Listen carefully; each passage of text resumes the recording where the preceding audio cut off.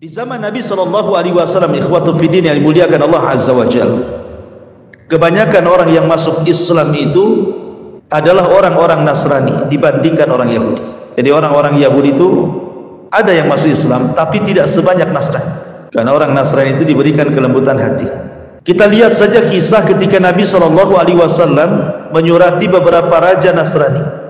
Nabi SAW pernah menyurati 3 raja Nasrani di zamannya. Pertama, Raja Romawi yang disebut dengan Muqawqis, Herakli.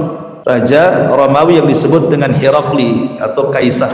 Kemudian yang kedua, Raja Najasyi yang namanya Ashama ibn Afjur.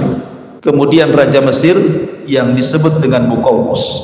Kita tahu bahwa di antara 3 raja ini, yang pertama masuk Islam siapa? Najasyi. Najasyi masuk Islam. Ketika dapat surat saja dia langsung kemudian masuk ke dalam Islam, Ashama ibn Afjur ini, dan baik Islamnya sehingga ketika wafatnya Nabi SAW mensalat gaibkan Raja Najasyi. Kemudian yang kedua, Raja Muqawqis. Raja Muqawqis, Raja Mesir ini, ketika Nabi SAW mengirim surat kepada Muqawqis, di mana isi suratnya Bismillahirrahmanirrahim, min Muhammad Rasulullah ilal Muqawqis adimul kibti, ila Muqawqis adimul kibti. Bismillahirrahmanirrahim, dari Muhammad ibn Abdullah dan Rasulnya kepada Muqawqis atau Muqawqis, pembesar Kibti, maksudnya Mesir. Kibti itu kabilah Fir'aun. Salamun ala man ittaba'al huda, keselamatan bagi siapapun yang mengikuti petunjuk. Amma ba'du, kata Rasul, fa inni ad'uka bida'watil Islam. Dalam surat ini aku suruhkan kepada engkau, hai Muqawqis, masuklah ke dalam Islam. Aslim taslam. Kalau engkau mau masuk Islam, maka balasannya yu'tikallahu ajraka marrataini, maka Allah akan berikan kau 2 pahala. Kemudian Rasul SAW mengajak dengan menyebut atau mencantumkan ayat Qul ya ahlal kitab ta'alau ila kalimatin sawa bainana wa bainakum alla na'budu illallah wala nusyriku bihi syai'an wala nattakhidu ba'duna ba'dan arbaba min dunillah fa in tawallaw faqul asyhadu bi anna muslimun. Katakan ya Muhammad kepada ahli kitab Yahudi dan Nasrani itu, kemarilah bersatu kepada kalimat yang sama antara kami dengan kalian, tidak boleh menyembah kecuali kepada Allah dan tidak menyekutukan Allah dengan apapun. Ketika Muqawqis ini membaca surat ini, Muqawqis ini dia memuliakan suratnya Rasul, tidak seperti orang-orang Persia. Orang Persia dirobek suratnya Rasul, bahkan dibunuh yang membawa suratnya. Makanya Rasul murka kemudian mendoakan kehancuran Persia. Setelah didoakan Nabi SAW kehancuran Persia, maka tidak ada Persia sampai hari ini, bahkan sampai kiamat. Ya, kualat dengan doanya Nabi. Tapi Muqawqis ini dia berdialog dengan pembawa surat yang ketika itu yang membawa surat adalah Hatib bin Abi Balta'ah. Jadi kata Muqawqis, kata Hatib bin Abi Balta'ah kepada Hatib ini, ya Hatib, ma mana sahibuka in kana nabiyyan an yad'u ala man akhrajuhu min biladihi fayusallitullahu alaihi musuh. Katanya Muqawqis ini kepada siapa? Hatib bin Abi Balta'ah yang bawa surat. Apa yang mencegah nabimu untuk menyeru kepada orang-orang yang telah mengusirnya, maksudnya orang-orang Mekah, agar Allah subhanahu wa ta'ala tidak kuasakan kepada mereka keburukan? Maka Hatib cerdas, dia membalas dengan balasan tebali dan mengatakan, lalu apa juga salahnya Isa bin Maryam, katanya. Kenapa dia tidak berdakwah kepada orang-orang yang merencanakan pembunuhan kepadanya, supaya tidak tertimpa apa yang kita saksikan kepada mereka? Maka jawaban cerdas ini kemudian Muqawqis muji Hatib bin Abi Balta'ah dan mengatakan, sungguh perkataanmu bijak sekali, karena engkau diutus dari orang bijak, maksudnya Nabi SAW. Dari situ kemudian Muqawqis karena menghormati suratnya Rasul, akhirnya memberikan 2 orang budak untuk diantar pulang. Pertama Maria Kiptiyah, yang kemudian digauli Rasul dan punya anak namanya Ibrahim. Kemudian yang kedua sirin yang kemudian dihadiahkan Rasul kepada Hasan ibn Thabit, juru bicaranya. Dalam riwayat, Muqawqis memberikan dokter spesialis, suruh tinggal bersama Nabi, jadi kalau Nabi sakit nanti dokter ini yang merawatnya. Tapi Nabi SAW malah menyuruh balik lagi dokter itu, dan Rasul mengatakan, idhab la hajata lana anka, nahnu qaumun la na'kul hatta naju' wa idza akalna la nasbah. Pergi kau pulang lagi ke Mesir sana, kami ini kaum yang tidak pernah makan kecuali lapar, dan apabila kami makan kami akan berhenti sebelum kenyang, kata Rasul. Artinya ini Rasul SAW mengatakan apa? Bahwa kami ini diajarkan kesehatan. Coba antum lakukan kaidah ini, makan setelah lapar, gitu ya. Kemudian, jadi kalau ingin makan tuh nunggu lapar dulu. Nanti ketika makan sebelum kenyang berhenti. Nah, itu kesehatan. Ya, walaupun secara lafaz hadis ini memang dhaif, tetapi secara makna benar, gitu ya. Karena bagaimanapun perut ini perlu tiga isi kan. Sepertiga untuk makanan, sepertiga untuk minuman, sepertiga untuk bernafas. Jangan semua dimasukkan makanan, menggap-menggap lah kan gitu. Akhirnya lemas, mau tidur saja, dan begitu seterusnya. Intinya walaupun belakangan akhirnya Muqawqis ini masuk Islam setelah kemudian Nabi SAW menguasai Mekah dan Madinah, dan kemudian mengutus utusan, dan belakangan Mesir menjadi negara Islam sampai hari ini gitu. Taib.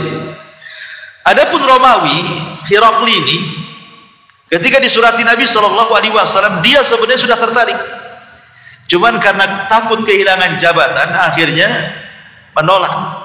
Tetapi dia pun memuliakan surat Rasul SAW dan meletakkan di tempat yang terjaga. Ya, pokoknya dia tidak seperti raja-raja Persia gitu yang memang betul-betul ditolak. Baik, ma'asyiral muslimin yang dimuliakan Allah Subhanahu wa taala. Ada satu kisah yang menarik, adalah ketika Nabi SAW mengirim surat ke Raja Herakli, itu kan sampai surat itu ke Syarahbil. Syarahbil itu penguasa bawahan Romawi. Lah ketika itu Syarahbil dan kabilah-kabilah yang mengekor kepada Romawi mendapatkan surat dari Nabi SAW, itu berusaha untuk komunikasi dengan rahib, dengan pasturnya. Ini gimana nih surat ini? Apakah kita harus membenarkan surat ini ataukah kita mendustakan? Ini uskup ini, pasturnya pun tidak paham juga. Ya. Akhirnya kemudian kabilah-kabilah ini berkumpul. Bagaimana kalau kita datangi saja Muhammad itu, katanya. Akhirnya kemudian mereka datang kepada Nabi SAW. Ketika sampai di dekat Masjid Nabawi, mereka turun dan mengganti pakaian mereka dengan pakaian-pakaian indah, emas-emas, sutra-sutra. Ketika kemudian berjumpa dengan Rasul dan mengucapkan salam, Rasul kemudian berpaling begitu saja. Jadi orang-orang Nasrani ini bingung, dan ini perjumpaan Nasrani pertama dengan Nabi. Ya, orang-orang Nasrani pertama berjumpa dengan Nabi, ini kisahnya. Jadi orang-orang ini ngomong sama Abu Bakar, sama Umar dan sahabat, gimana sih Muhammad itu? Dia yang kirim surat ke kami, ketika kami datang kok dia pergi, katanya. Maksudnya apa kan gitu ya? Akhirnya kemudian mereka bertanya kepada Ali bin Abi Thalib radhiyallahu anhu dan mengatakan, Rasul itu bukan tidak mau berjumpa dengan kalian. Masalahnya kalian itu menggunakan sutra dan emas. Kalau kalian kembali ke tempat kedatangan kalian, kalian ganti lagi baju kalian dengan baju safar kalian, tidak perlu megah seperti ini, pasti dia akan menemui kalian. Akhirnya kemudian orang-orang Nasrani ini balik ke tempat mereka datang, diganti lagi dengan pakaian safar, baru menghadap Rasul. Betul, Rasul menerimanya. Akhirnya kemudian setelah berjumpa dengan Nabi SAW, mereka bertanya kepada Nabi SAW soal siapa Isa. Ya Muhammad, ma taqulu fi Isa? Hai Muhammad, pendapat kamu tentang Isa itu apa? Maka Nabi SAW mengatakan, tunggu dulu, jawabannya besok. Akhirnya kemudian mereka menginap satu malam. Setelah besok mereka datang lagi kepada Rasul, kemudian bertanya lagi, mana jawabannya? Maka Nabi SAW kemudian membacakan ayat inna masala Isa kamathali Adam khalaqahu min turab. Allah mengatakan sesungguhnya permisalan Isa itu sama dengan Adam. Allah ciptakan Adam dari tanah, summa yaqulu lahu kun fayakun. Lalu apa masalahnya dengan kalian? Isa sama dengan Adam. Kenapa kalian harus membesarkan Isa? Bukankah Allah Subhanahu wa taala juga menciptakan Adam sama? Kalau kalian katakan Isa tanpa bapak, Adam lebih hebat lagi, nggak ada bapak, nggak ada ibu. Kenapa kalian lebihkan pengagungan kepada Isa dan tidak dilebihkan kepada Adam, gitu maksudnya? Ya ini kan logika Rasul, ya kan? Mau mengatakan kepada mereka, tapi ucapan Rasul ini nggak diterima sama orang Nasrani. Akhirnya kemudian mereka mengatakan, kami tidak terima. Kata Nabi SAW, kalau tidak terima, ayo kita mubahalah, katanya. Rasul mengajak mubahalah, saling melaknat. Ajak keluarga kalian kemari, saya akan kumpulkan keluarga saya, ayo kita saling laknat di sini, biar Allah yang menyaksikannya. Akhirnya setelah kemudian mereka pulang dan siap membahalah, di tengah jalan takut mereka. Gimana ya kalau nabi-nabi, kalau memang dia benar-benar nabi, celaka kita, katanya. Akhirnya balik lagi, tidak mau mereka. Ya. Nggak mau dan mengatakan, ya Muhammad, kami tidak jadi mubahalah, katanya. Sudah, sekarang apa yang kau mau? Akhirnya kata Rasul mengatakan, kalau kalian tidak mau masuk ke dalam agamaku, maka akan harus bayar jizyah, upeti, kalau tidak saya perangi. Akhirnya mereka setuju bayar upeti. Kemudian mereka pulang. Di tengah jalan uskup ini, pendeta ini dengan saudaranya bertengkar. Ya. Jadi suatu ketika nih, di tengah jalan unta saudara uskup ini, saudara pendeta ini terperosok ke dalam lubang di padang pasir, tiba-tiba mencela Nabi. Ya. Maka sang uskup, sang pendeta mengatakan, jangan kau cela dia, jangan kau cela dia, kata. Kemudian saudara mengatakan heran, kenapa kau membela dia? Ya. Kemudian kata uskup mengatakan, karena saya mengetahui dia seorang nabi, saya yakin dia nabi, katanya. Loh, kalau engkau memang mengakui dia nabi, kenapa engkau tidak ikut dia, katanya kan? Kenapa ikut kami? Ikut aja sana, katanya. Akhirnya kata pendeta, ya tidak bisa lah. Kalau saya ikut dia, marwah saya taruh di mana? Saya ini pemimpin kau. Kalau saya ikut agama Muhammad, saya jadi orang biasa, katanya. Saya nggak jadi pendeta lagi, katanya. Lihatlah pendeta-pendeta yang masuk Islam kan jadi orang biasa, kan? Kecuali belajar agama jadi ustadz, kan, gitu ya. Ya harus mulai dari awal lah, kan, begitu. Akhirnya kemudian saudaranya ini malah marah. Oh, itu yang menghalangi engkau membenarkan hidayah, katanya. Kalau begitu biar aku yang masuk Islam, katanya. Dia yang masuk Islam, dia ke Madinah, dia pula yang masuk Islam, coba ya, katanya. Dia oleh yang mencela Islam, dia pula yang masuk Islam.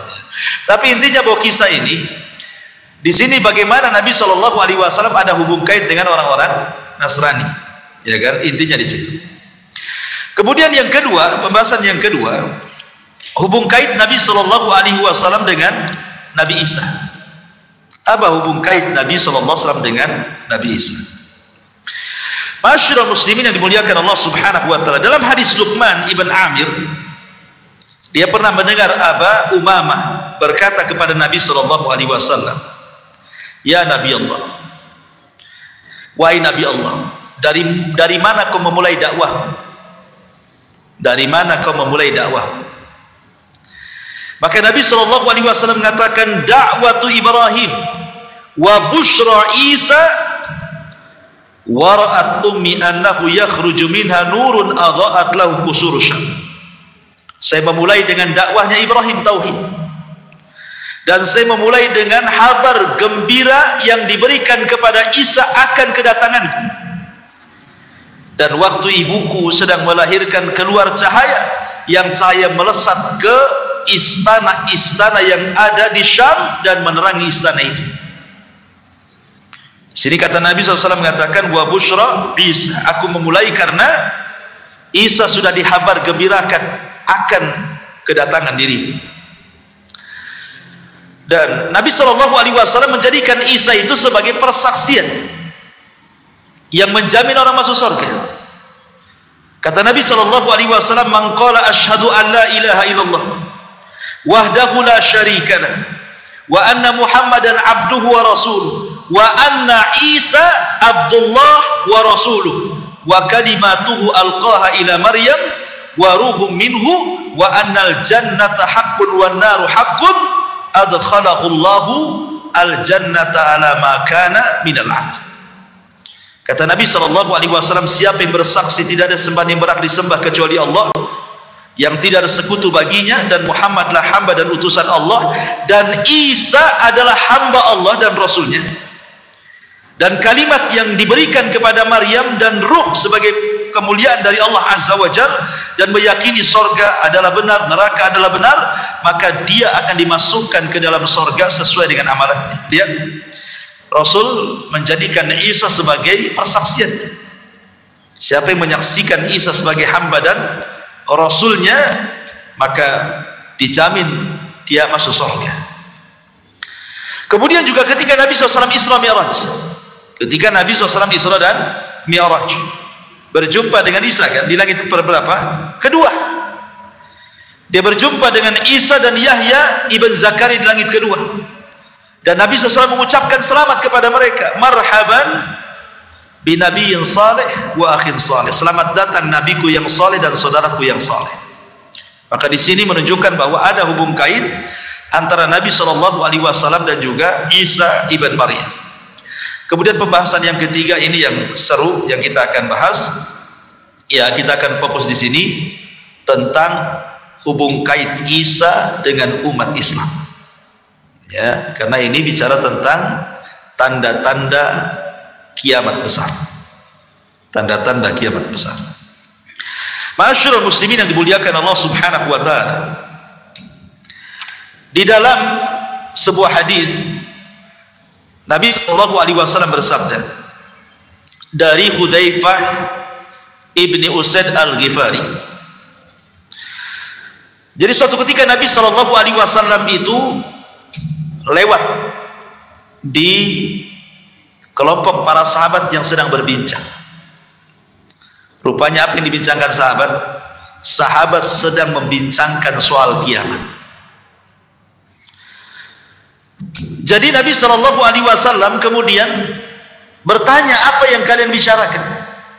Sahabat mengatakan, kami sedang membicarakan tentang kiamat yang selalu engkau kisahkan kepada kami. Maka Rasul SAW mengatakan, lan taqumas sa'ah hatta tarau qablaha asyra ayat. Tidak mungkin tegak kiamat sampai kalian melihat 10 tanda besar kiamat. Kemudian Nabi SAW menyebutkan adanya dukhan, dajjal, binatang yang melata yang bisa bicara, keluarnya matahari dari arah barat, turunnya Isa bin Maryam, keluarnya Ya'juj dan Ma'juj, dan 3 gempa yang berturut-turut dari arah timur, barat, dan jazirah Arab, dan terakhir keluar api yang keluar dari Adan Yaman yang akan menggiring manusia sampai ke Syam. Disitulah kiamat dibangkitkan, kata Nabi. Lah di antara 10 tanda kiamat itu adalah nuzulu Isa bin Maryam, turunnya Isa bin Maryam. Inilah ada hubung kait alaqah Isa dengan umat Islam. Bagaimana kisahnya? Ini yang menarik, ikhwan. Ma'asyiral muslimin yang dimuliakan Allah Subhanahu wa taala. Ketika kaum muslimin kebingungan karena tidak ada pemimpin yang bisa memimpin mereka dan dunia sudah kacau, maka tiba-tiba Allah Subhanahu wa taala takdirkan seorang keturunan Nabi dari Hasan ibnu Ali. Namanya sama dengan nama Rasul Muhammad, dan nama bapaknya sama dengan nama bapak Rasul Abdullah, Muhammad ibn Abdullah al-Hasani al-Alawi. Muncul di Mekah. Kemudian Allah perbaiki dalam satu malam. Allah berikan kecerdasan, kecerdasan dalam memimpin, bersiasat, perang, dan begitu seterusnya.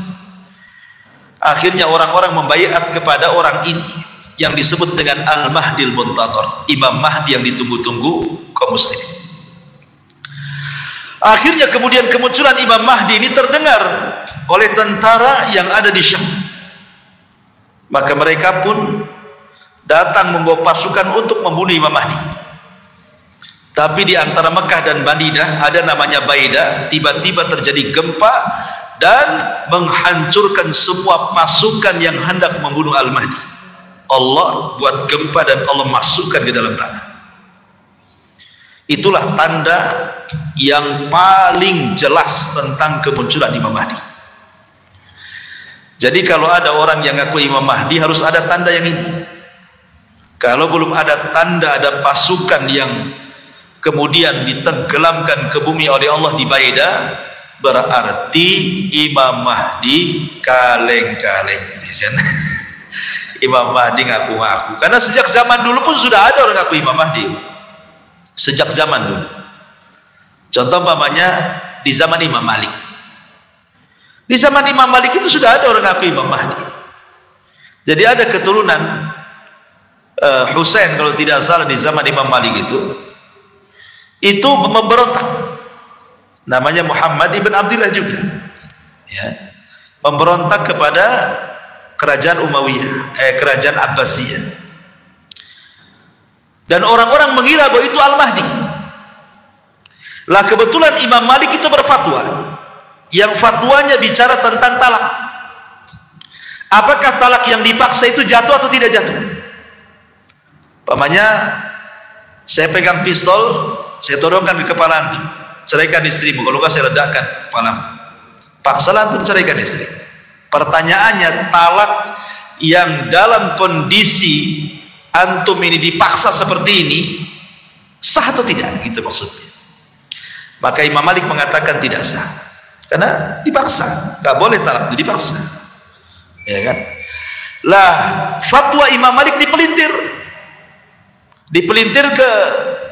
karena ketika itu terjadi pemberontakan oleh Muhammad ibn Abdullah, itu turunan keluarga Nabi, kepada Bani Abbasiyah. Seolah-olah fatwa Imam Malik yang mengatakan tidak sah ini memperkuat pemberontakan. Maksudnya gimana?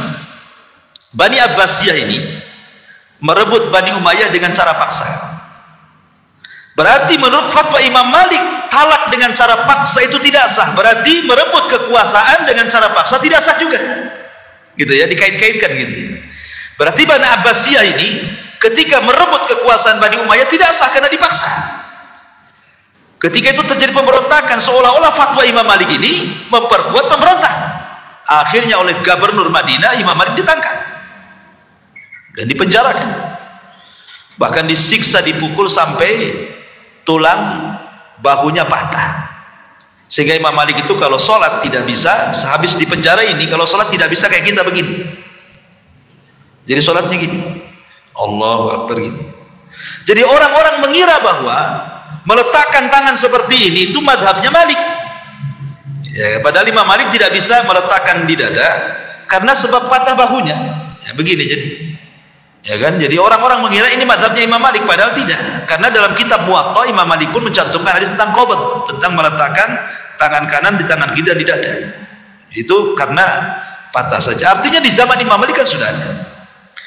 Ya, bahkan dulu sebelumnya juga Umar bin Abdul Aziz disangka Imam Mahdi. Jadi sejak dulu itu prediksi Imam Mahdi sudah ada kan. Itu zaman dulu, apalagi zaman sekarang macam-macam Mahdi itu keluar. Mahdinya orang Medan lah, Mahdinya orang Jakarta gitu, macam-macam Mahdi. Mahdinya orang India gitu. Jadi tidak bisa kita ngaku Mahdi itu. Kenapa? Karena tandanya yang paling jelas kalau ada pasukan dari Syam hendak membunuh dia ketika saat pembaiatan di Makkah. Maksudnya di sekitar Ka'bah. Harus dibayat di sana, bukan di Medan dibayatnya, harus bayat di Mekah, ya. Dan pasukan yang akan membunuhnya harus tertimpa gempa di Baidah antara Mekah dan Madinah. Kalau kita mendengar itu berarti memang yang dibayat Imam Mahdi, itu maksudnya. Singkat cerita, Imam Mahdi pun kemudian perang bersama kaum muslimin.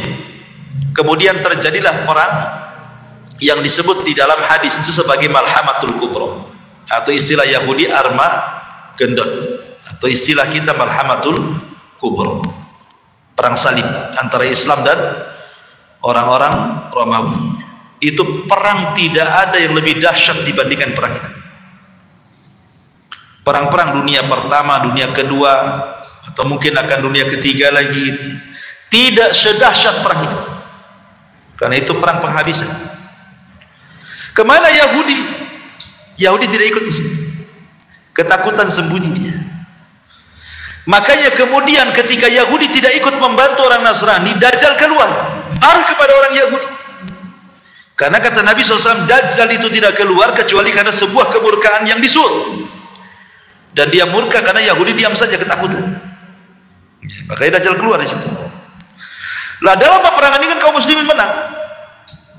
Padahal sebelumnya kaum muslimin bersama orang Nasrani itu ada hubungan untuk menyerbu negara yang bukan ahli kitab, dan mereka menang.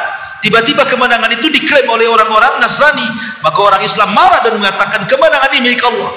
Makanya kemudian akhirnya terjadi kerenggangan, pembatalan islah, kemudian terjadi perang yang disebut dengan Malhamatul Kubra itu. Singkat cerita, akhirnya ketika kaum muslimin menang, disinilah turun Dajjal. Turun, atau Dajjal keluar, bukan turun, muncul Dajjal. Dan Dajjal muncul diikuti oleh 70.000 Yahudi Asfahan, itu pasukan intinya. Kemudian keliling dunia selama 40 hari 40 malam dan berhasil menguasai sebagian besar dunia, menjadi pengikut Dajjal. Lah Al-Mahdi tidak bisa melawan Dajjal dengan pasukan sebanyak itu. Akhirnya kemudian Al-Mahdi ini membawa kaum muslimin untuk sembunyi di gunung. Mereka balik ke Palestina, ke Syam, kemudian sembunyi di gunung bersama kaum muslimin, karena mereka tidak bisa menghadapi Dajjal dan pasukannya. Lah selama mereka bersembunyi itulah akhirnya mereka pun merasa kelaparan, karena bagaimanapun mereka harus makan. Sampai-sampai dikisahkan bahwa kalaulah ada kepala kerbau itu jauh lebih baik dibandingkan punya uang banyak, karena yang mereka hajatkan makan. Harta ghanimah buat apa kalau tidak ada makanan? Tetapi kemudian lama-lama mereka kelaparan, berpikir nih kalau kita tetap bersembunyi di sini, kita mati konyol di sini. Kita harus perang. Kita harus menghentikan kejahatan Dajjal ini. Dia sudah memfitnah banyak manusia, kita harus menghentikannya. Maka sepakatlah pasukan bahwa esok hari mereka akan bertempur melawan Dajjal. Walaupun kekuatan mereka tidak seberapa, tapi minimal ini upaya terakhir mereka untuk melawan Dajjal. Imma nasrun wa imma syahadah, menang atau mati syahid, gitu bahasa. Akhirnya kemudian mereka pun tertidur malam itu dengan sangat pulasnya. Kemudian di waktu menjelang subuh mereka bangun. Kemudian Imam Mahdi memerintahkan muadzin untuk mengumandangkan azan. Saat selepas azan itulah mereka dikagetkan dengan langit yang tiba-tiba gelap. Langit tiba-tiba gelap. Kenapa Allah Subhanahu wa taala gelapkan langit? Rupanya disitulah Allah Subhanahu wa taala hendak menurunkan Isa bin Maryam. Dalam keyakinan ahli sunnah dan keyakinan Islam, Isa itu belum mati. Isa itu ditidurkan kemudian diangkat ke langit, dan itu pendapat jumhur mayoritas ulama.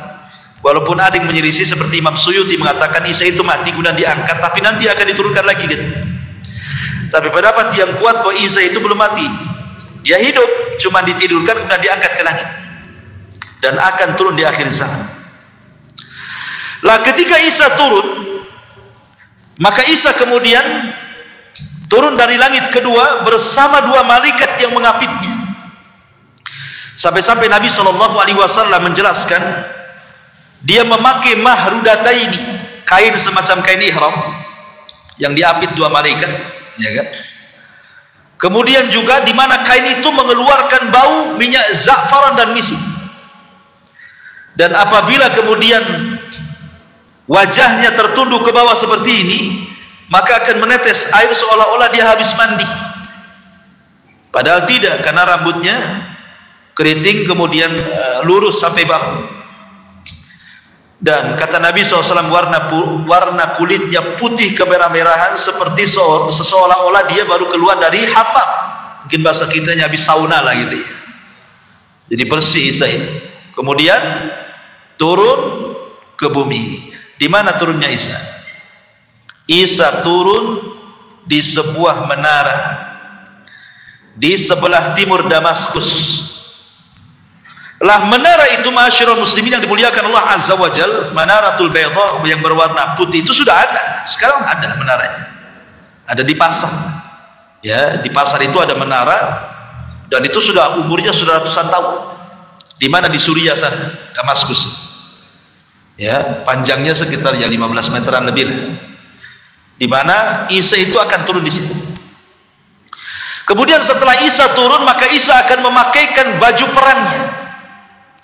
Kemudian setelah dia pasang baju perangnya, kemudian dia menemui kaum muslimin yang ada di gunung yang sedang bersembunyi.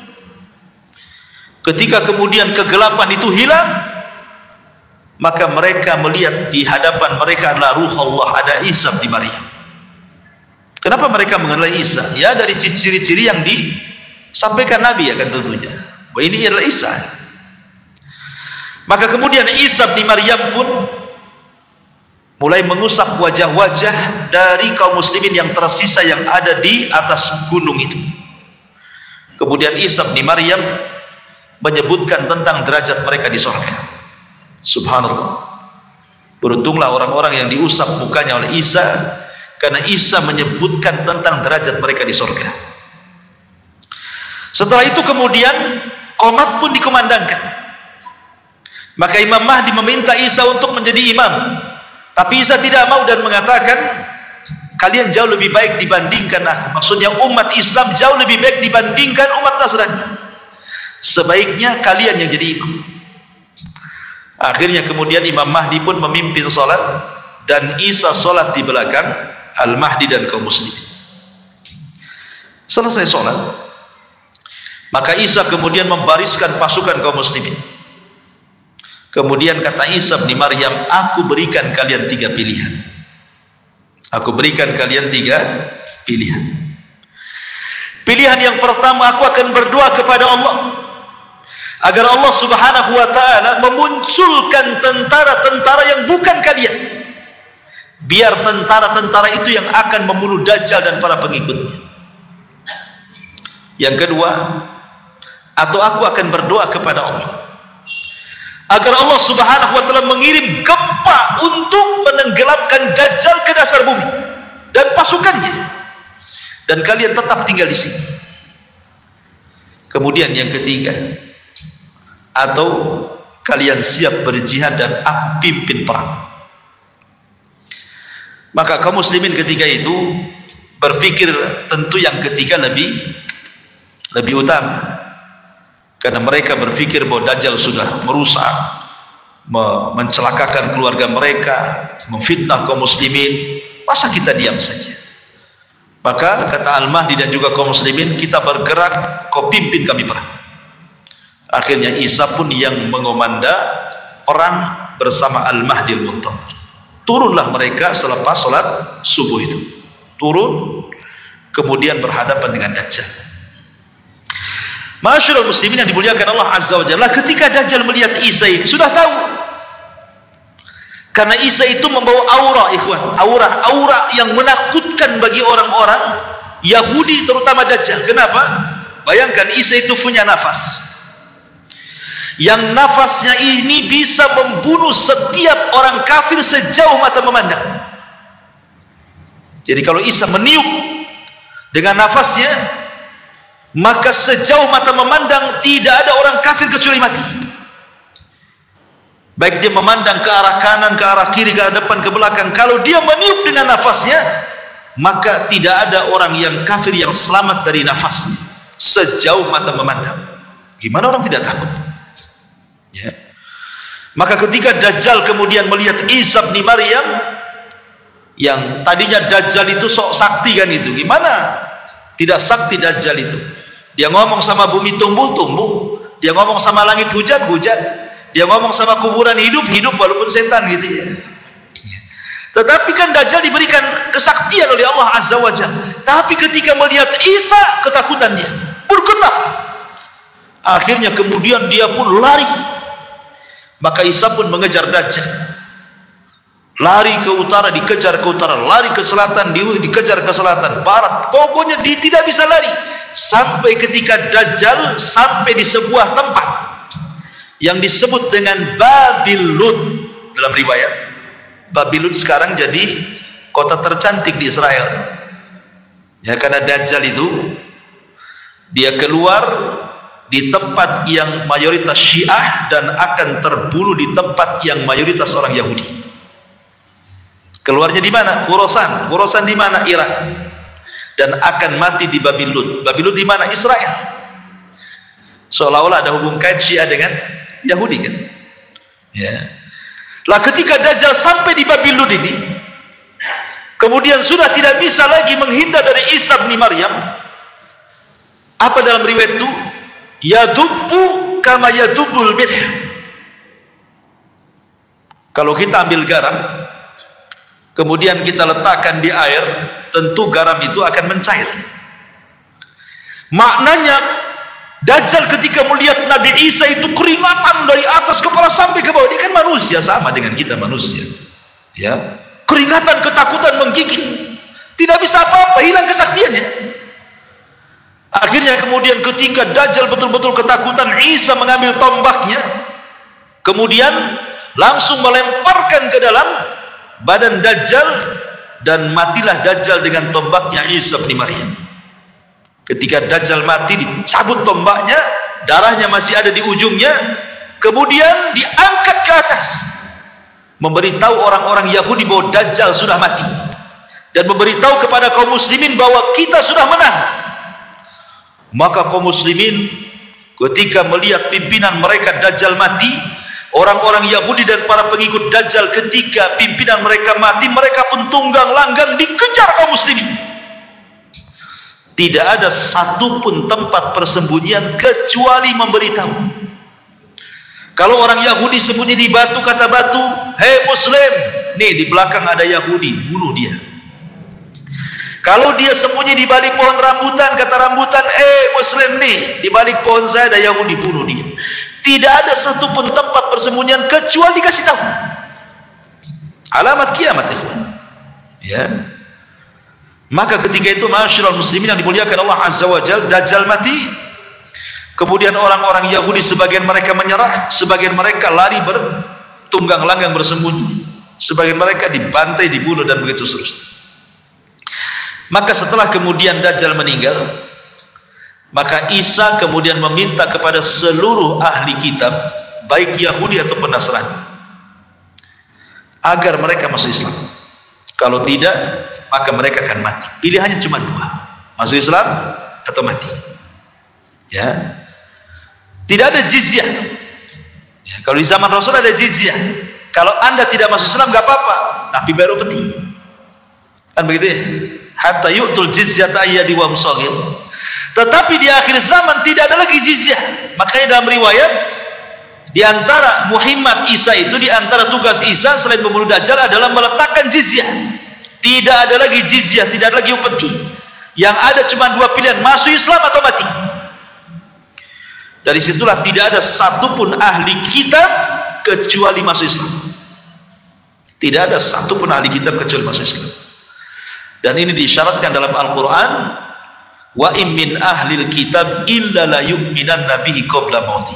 Dan tidak ada satupun ahli kitab kecuali akan beriman kepada Islam lewat Isa sebelum kematiannya. Semua masuk Islam. Ya. Lah ketika kemudian semua masuk Islam, apa yang terjadi? Walau anna ahlal qura amanu wattaqau la fatahna alaihim barakati minas sama'i wal ardh. Kan begitu. Kalau penduduk negeri itu beriman dan bertakwa, maka berkah dari langit dan dari bumi Allah buka selebar-lebarnya. Ketika bumi tidak ada orang kafir, semua muslim, apa yang terjadi? Berkah bumi. Langit hujan, kemudian bumi menumbuhkan tumbuhannya. Sampai-sampai dikisahkan ada orang masuk ke cangkang buah delima itu, bisa 10 orang masuk ke cangkangnya. Anda bisa bayangkan sebesar apa tuh delimanya? Ya. 10 orang masuk ke cangkang delima, lo bisa masuk. Saking suburnya gitu ya, saking berkahnya negeri itu. Makanya Rasul mengatakan, tuba, keberuntunganlah bagi orang-orang yang hidup di saat Isa bin Maryam hidup di akhir zaman. Karena nggak ada orang kafir semua Islam, ya otomatis kan berkah semuanya, langit bumi berkah. Ma'asyiral muslimin, sampai dijelaskan, sampai tidak ada satupun binatang buas yang kemudian memangsa hewan lainnya. Jadi umpamanya kambing dengan harimau berkawan, gitu maksudnya.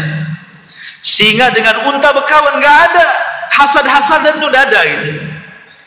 Sampai seperti itu gitu loh. Ya, sampai hewan-hewan buas dengan hewan zina itu bersahabat. Saking berkahnya ketika Isa itu diutus oleh Allah Azza wa Jalla, diturunkan ke bumi. Itu setelah meninggalnya Dajjal. Tetapi apakah kemudian berlangsung lama? Tidak juga. Rupanya setelah fitnah Dajjal ini, ada fitnah yang jauh lebih dahsyat lagi. Mereka sedang enak-enaknya dapat berkah, ya kan? Hidup tenang, hidup nyaman, berkah di mana-mana. Tiba-tiba muncul alamat kiamat yang ketiga. Munculnya Ya'juj dan Ma'juj. Tiba-tiba benteng yang pernah dibangun Dzulqarnain itu copot. Padahal setiap hari Ya'juj dan Ma'juj itu melobangi benteng itu. Ya. Apabila sudah terlobangi, kemudian pimpinannya mengatakan besok lagi. Nanti malam kita istirahat, besok lagi kita lanjut gitu. Kalau besoknya lagi ke tempat yang digali, sudah nggak ada itu galiannya. Kembali nutup tanahnya. Setiap hari seperti itu. Tetapi kata Nabi SAW, nanti diilhamkan oleh Allah Azza wa Jalla kepada pemimpin Ya'juj dan Ma'juj mengatakan insya Allah. Sebab kata insya Allah inilah lubang itu jebol. Apa kata pimpinan Ya'juj dan Ma'juj? Nahfiru ghadan insya Allah. Besok kita gali lagi insya Allah. Gara-gara insya Allah ini, besoknya lubang itu tetap utuh dan tidak kembali. Mereka gali lagi, sampai akhirnya mereka berhasil melobangi benteng Dzulqarnain itu. Kata Al-Quran, dalam Al-Quran sampai Allah mengatakan min kulli hadabin yansil. Jadi keluarnya Ya'juj dan Ma'juj dari lubang itu seperti air yang tumpah dari ketinggian, saking banyaknya. Dari sini muncul, dari mana-mana Ya'juj dan Ma'juj itu. Bayangkan sahabat, bandingan manusia di zaman itu, satu dari kita 999 Ya'juj dan Ma'juj. Jadi kalau kita kelahi dengan Ya'juj dan Ma'juj itu, antum satu orang melawan 999 Ya'juj dan Ma'juj, menang gak antum? Akan menang 10 orang aja. Kau antum 999 pula kan gitu ya, 1000 dikurangi 1, ya nggak mungkin menang.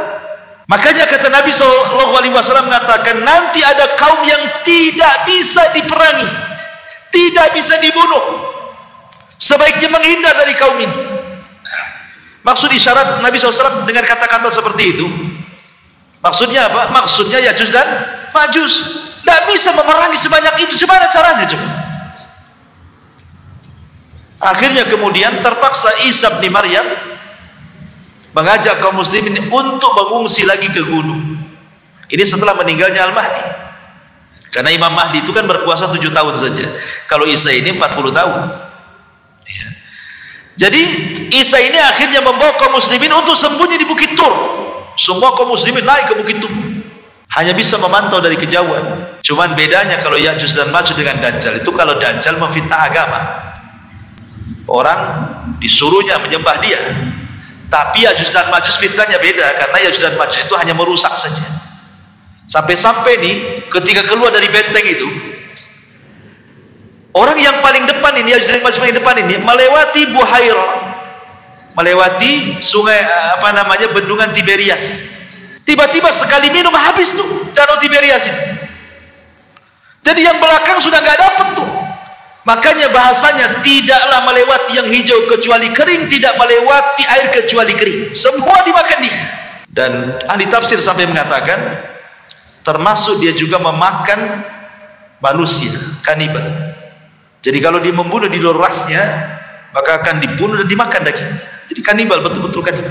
Lah Ya'juj dan Ma'juj ini merusak di bumi, betul-betul dirusak bumi ini, sampai semua manusia di bumi ketakutan karena setiap berjumpa dibantai, dibunuh, semua begitu.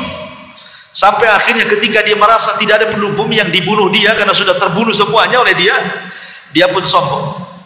Kesombongannya sampai kemudian mengatakan di hadapan Allah, qatalna man fil ardi sanaqtuluhu man fis sama. Kami sudah membantai semua manusia yang ada di bumi, sekarang giliran makhluk yang di langit kami bantai juga, katanya. Itu sombong tuh. Akhirnya mereka pun mengarahkan panah, tombak, kemudian dilesakkan ke langit. Subhanallah, Allah sedot panah dan tombak itu sampai di balik awan. Wa makaru makran wa makarna makran wallahu khairul makirin. Silakan kau buat makar, Allah punya makar sendiri, dan sebaik-baik makarlah makar Allah. Akhirnya panah itu udah kembali lagi, tombak yang dilempar gak kembali lagi, sudah gak nampak di balik awan itu. Tapi Allah buat makar, rupanya sengaja tombak dan panah itu dibalikan ke bumi, dan ujung-ujungnya seolah-olah ada darah yang menetes. Jadi seolah-olah mereka sudah membantai yang di bumi dan yang di langit, gitu maksudnya. Pada itu makarnya Allah, dibalikan lagi senjatanya. Ketika kemudian mereka makin sombong, maka Allah la yuhibbul mutakabbirin. Allah tidak suka dengan orang yang sombong. Maka Isa berdoa kepada Allah Azza wa Jalla, melihat kerusakan semakin rusak. Akhirnya Isa berdoa kepada Allah, Allah Subhanahu wa taala azab Ya'juj dan Ma'juj dengan cara apa? Dengan cara dikirim naghaf. Naghaf itu seperti dun, ulat kecil, ya kan? Jadi saat Ya'juj sedang tertidur, tiba-tiba di masing-masing tengkuk Ya'juj dan Ma'juj ada ulat yang menggigit dan masuk ke kepalanya. Itulah yang membunuh Ya'juj dan Ma'juj. Anehnya lagi, satu mati semua. Bukan ini dulu mati, besok ini enggak. Ya, kayak matikan kontak listrik. Pamannya ini listrik satu Al-Fajr ini cuma satu stop kontak gitu. Sekali mati ya mati semua gitu maksudnya. Serentak matinya itu. Subhanallah, bayangkan ya. Kuasa Allah, ya. Serentak matinya. Hari itu mati semua Ya'juj dan Ma'juj. Anda bisa bayangkan kalau jumlah Ya'juj dan Ma'juj satu dibanding 999, sebanyak apalah bangkai Ya'juj dan Ma'juj yang ada di bumi itu? Tentu tidak ada satu jengkal di bumi kecuali ada bangkainya, kan? Makanya kemudian Isa berdoa lagi untuk supaya Allah membersihkan bangkai-bangkainya. Turunlah kemudian burung-burung sebesar unta, kemudian melempar jasad-jasad itu entah berantah kemana, ke laut mana, sampai betul-betul bersih. Namun ada sisa-sisanya. Karena yang ketiga itu yang paling beruntung apa? Hewan-hewan pemakan daging. Dengan jasadnya, bangkainya, Ya'juj dan Ma'juj yang paling untung hewan-hewan pemakan daging, kan? Banyak makanannya dia. Di mana-mana Ya'juj dan Ma'juj, kan gitu. Sehingga sisa-sisa mungkin darah kering itu masih banyak di bumi ini. Makanya kemudian Isa berdoa ketiga kalinya agar Allah menurunkan hujan dan menghampaskan sisa Ya'juj Ma'juj dimasukkan ke dalam air lautan. Lah betul-betul akhirnya bersih bumi itu. Akhirnya kemudian Isa pun turun bersama kaum muslimin, kemudian sempat melakukan haji dan umrah, dan selepas itu kemudian meninggal dunia. Adapun apakah Isa menikah atau tidak, ini masalah khilaf para ulama, dan pendapat yang kuat tidak menikah. Walaupun tidak menafikan, ada yang berpendapat bahwa Isa menikah dan punya anak. Namun apa hikmahnya, pertanyaannya? Kenapa Isa diturunkan? Untuk apa diturunkan itu? Dan kenapa mesti Isa? Bukankah para nabi banyak? Kenapa tidak Ibrahim saja turun? Kenapa tidak Adam saja turun? Kenapa tidak Nuh saja turun? Kenapa mesti Isa yang turun, itu maksudnya? Sebagian para ulama menjawab bahwa karena Nabi Allah Isa alaihi salatu wasallam dihabarkan kepadanya tentang akan kelahiran sosok Nabi akhiruz zaman dan umatnya sebaik-baik umat. Maka Isa berdoa kepada Allah agar menjadi umat Nabi. Makanya Isa diturunkan karena dia berdoa ingin menjadi umat Nabi. Makanya Isa ketika turun di akhir zaman bukan hanya seorang nabi tetapi sahabat Nabi. Kenapa disebut sahabat Nabi? Karena dia berjumpa dengan Nabi. Apa definisi sahabat? Manusia yang berjumpa dengan Nabi, beriman dengan Nabi, mati di atas agama Nabi. Itulah Isa. Berjumpa dengan Nabi saat Isra Mi'raj. Ya. Kalau semua Nabi berjumpa dengan arwahnya, Isa berjumpa dengan fisik dan arwahnya. Berjumpa dengan Nabi, masuk Islam, sholat di belakang Imam Mahdi, mati bersama kaum muslimin. Ya. Nabi plus sahabat dan umat Nabi SAW. Jadi itu kenapa kemudian Isa itu, kenapa mesti Isa yang turun? Karena Isa tahu bahwa umat Rasul umat terbaik dan ia ingin menjadi umatnya, makanya Isa yang diturunkan dibandingkan yang lain. Yang kedua, Isa itu sama dengan Adam. Sebagaimana Allah mengatakan, inna masalah Isa kamasali Adam khalaqahu min turab. Ya. Isa itu sama dengan Adam, diciptakan dari tanah. Maka makhluk yang diciptakan dari tanah harus kembali ke tanah. Isa kan sudah diangkat di langit kedua dengan ruh dan jasad. Dia harus turun. Dia tidak mungkin mati di langit. Dia harus mati di bumi. Maka diturunkan supaya mati di bumi, karena dia tercipta dari tanah, kembali ke tanah. Kemudian yang ketiga, membantah sama orang-orang Yahudi yang mereka mengklaim bahwa nahnu qatalna al-Masih ibn Maryam. Orang Yahudi mengatakan kami sudah membunuh Isa, kami sudah menyalibnya. Tiba-tiba Isa turun, kata Isa, mana? Saya masih hidup, saya tak disalib. Ya. Atau membantah orang-orang Nasrani juga yang mengatakan Isa Tuhan, Isa anak Tuhan, Isa satu di antara tiga Tuhan. Buktinya sholat di belakang Imam Mahdi. Masa hamba sholat kemudian dia mati? Masa Tuhan mati? Ya kan? Ya. Kemudian juga di antara hikmah Isa turun itu supaya izharul Islam, bahwa Islam itu akan kembali jaya. Dan dengan turunnya Isa bin Maryam menjadi umat Rasul, kemudian berjuang bersama Al-Mahdi, itulah kejayaan Islam di zaman itu, sampai bisa membunuh Dajjal dan bisa berdoa kepada Allah agar mengazab Ya'juj dan Ma'juj. Islam akhirnya kuat lagi di zaman itu kan. Ma'asyiral muslimin yang dimuliakan Allah Azza wa Jalla, dan itulah di antara hikmah kenapa kemudian Isa diturunkan ke bumi. Dan dari sini kita tahu bahwa ada alaqah, hubung kait antara Isa dengan umat Islam di akhir zaman.